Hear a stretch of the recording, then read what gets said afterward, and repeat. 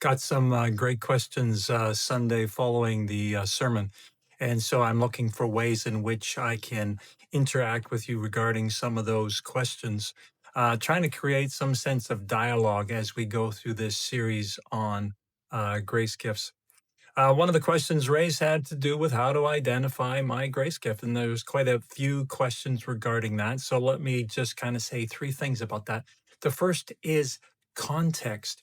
You want to be in a context in which you have opportunity to minister, serve, or help another person. That's a great context in which we begin to discern the grace gifts that are operating in our lives. The second thing is in that kind of context, what energizes you, what grips you, what brings you joy and engagement as you are ministering, serving, helping others. It doesn't have to be a formal context, it could be informal, but you are serving, helping others.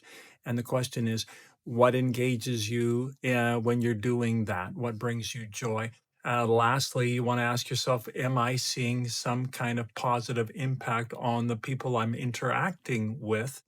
That's going to build them up. It's for their good and it brings God glory because as God's grace is channeled through us by the gifts, then it's going to have that kind of impact on people.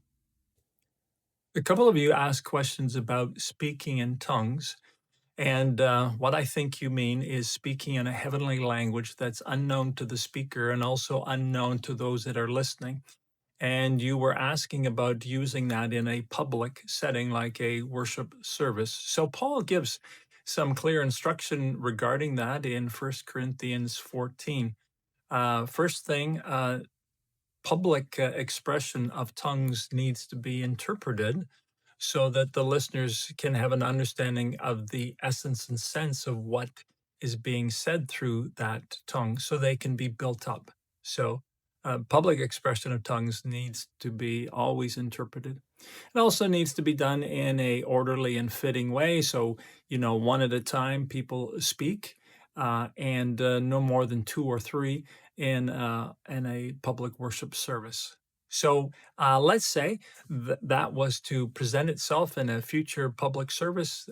We might have to grow into those biblical guidelines, and so we would kind of uh, take ourselves back to 1 Corinthians 14 and just kind of review best practices laid out in Scripture, so that we can follow those in our public gatherings. The last question I'm going to touch on has to do with burning out in exercising our grace gifts. I'm going to make the assumption that burning out is a negative thing. And so it's totally inconsistent with Jesus teaching that his yoke is easy and his burden is light. So if we're channeling grace and burning out, something is out of order. That's a warning light on our dashboard saying, okay, if we're stressed, if others are seeing that we're stressed, then we're not stewarding our grace gifts appropriately because they shouldn't be harming or hurting us in the practice of them. They're for the benefit of others, but not for the detriment of ourselves. Jesus was busy in his earthly ministry, but he also made time to take breaks away from the crowd, away from the needs, so that in the presence of the Father, he could be restored and built up, have opportunity to pray and be renewed. Those are good practices for all of us to want to weave into our lives so that in ministering in the power and the strength of the Lord, we don't find ourselves in this situation where we're burning up.